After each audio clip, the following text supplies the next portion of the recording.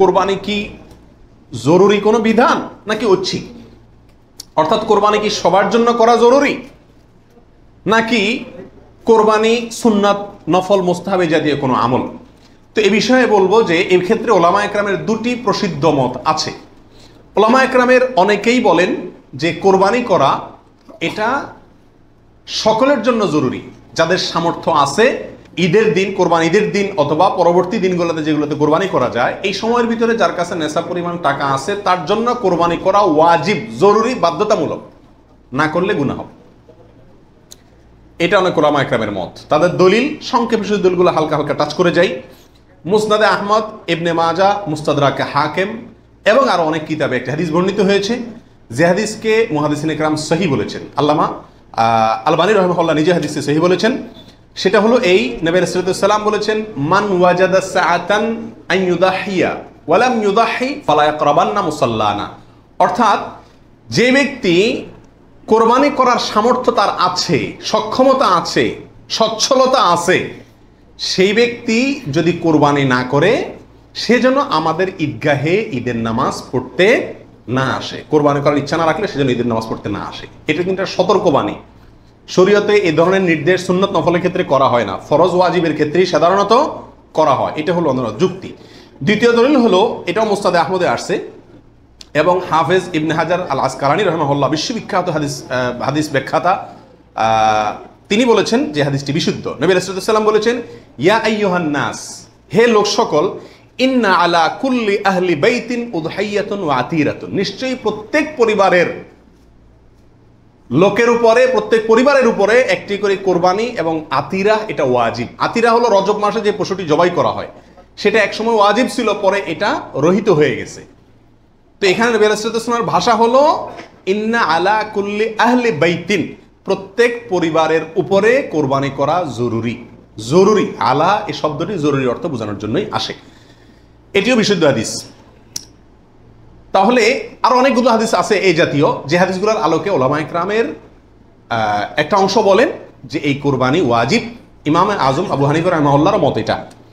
এর বিপরীতে অনেক ওলামা ইকরাম বলেন কোরবানি করা ওয়াজিব নয়, এটা সুন্নাতে মুআক্কাদা। সুন্নাতে মুআক্কাদা মানে কি? সুন্নাত কিন্তু খুবই গুরুত্বপূর্ণ সুন্নাত, বিনা কারণে এটা ছাড়া মাকরুহ, অপছন্দনীয়, ভালো কাজ নয়। সুন্নাতে মুআক্কাদা এবং ওয়াজিবের সাথে খুব বেশি তারতম্য নাই, কাছাকাছি গুরুত্বের বিচারে প্রায়। সাহাবীদের ভিতরে অনেক প্রসিদ্ধ সাহাবী, তারা কোরবানি করতেন না, ওয়াজিব মনে করবে মানুষ এই ভয়, এরকম কোন কোন বর্ণনা পাওয়া যায়। তারপরে কোন কোন বর্ণনা জানাবে এটাকে সুন্নাতু আবিকুম ইব্রাহিম এ জাতীয় শব্দ ব্যবহার করেছেন। তো এসব কারণে ওনারা সুন্নত বলেন, সুন্নতে মুআক্কাদা বলেন। যাই হোক, সর্বসাকুল্যে এই কোরবানি খুবই গুরুত্বপূর্ণ একটি বিধান, এটা হলো নিশ্চিত। ওয়াজিবের মতটা গ্রহণ করলে এটা বেশি সতর্কতা হয় এবং ইখতিলাফ এবং মতপার্থক্যের ঊর্ধ্বে উঠা যায়, এবং অনেকগুলো বর্ণনা এর পক্ষে রয়েছে। 4 নম্বর প্রশ্ন হলো, কোরবানি কয়টা করতে হয়? এই প্রশ্নটা আজকাল এই জন্য করতে হচ্ছে যে এখন আমরা সমাজে কোরবানির সংখ্যা বাড়ানোর জন্য এক ধরনের প্রতিযোগিতা খেয়াল করতেছি। 3টা গরু, 5টা গরু, 7টা গরু, এমপি সাহেব, মন্ত্রী সাহেব, ব্যবসায়ী সাহেব, বিভিন্ন সাহেবরা করে কি করে না, এমনকি আমরাও একটা গরু, একটা ছাগল, কারণ কেউ গরুর গোশত পছন্দ করে, কেউ ছাগল গোশত পছন্দ করে ঘরে, যার কারণে দুইটাই দিতে হয়, অথবা গরুতে 1 ভাগ দিতে হয়, আবার আলাদা ছাগল দিতে হয়। এই যে কোরবানির সংখ্যা বাড়ানোর একটা প্রবণতা আছে, আসলে ইসলামী শরিয়া কি বলে?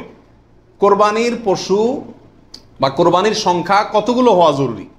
তো এর উত্তর হলো যে কোরবানি মূলত একটি কোরবানি যথেষ্ট। একাধিক কোরবানি হওয়া এটা কি না? জরুরি না। নবী আলাইহিস সালাতু ওয়াস সালামের ব্যাপারে সুনানে তিরমিজিতে একটা হাদিস আসছে, যেটা কি ইমাম তিরমিজি হাসান বলেছেন, অন্যান্য ওলামা একরাম অনেকে জয়ীফ বলেছেন। কিন্তু জয়ীফ বললেও ওই একই বিষয়ে আরো বিভিন্ন হাদিস আছে। সর্বসাকুল্যে ওলামা একরামের বিষয়টা প্রমাণিত। সেটা হলো যে নবী আলাইহিস সালাম 10 বছর মদিনাতে বসবাস করেছেন হিজরতের পরে, এবং এই 10 বছরের প্রতি বছর তিনি কোরবানি করেছেন। প্রতি বছর তিনি কি করেছেন? এবং 2টি হৃষ্টপুষ্ট ভেড়া তিনি কোরবানি করেছেন। 2টি করেছেন। তিনি যদি চাইতেন সংখ্যা অনেক বাড়াইতে পারতেন, উট এবং আরো অনেক বড় বড় পশু দিয়ে কি করতে পারতেন? কোরবানি করতে পারতেন। কিন্তু 2টি ভেড়া কোরবানি করেছেন। তার একটি হলো তার নিজের এবং নিজের পরিবারের পক্ষ থেকে, আরেকটি তার গোটা উম্মতের পক্ষ থেকে, তাওহীদবাদী উম্মতের পক্ষ থেকে। তাহলে বোঝা গেল কোরবানির সংখ্যা বাড়ানোর ভিতরে খুব বেশি কল্যাণ নাই।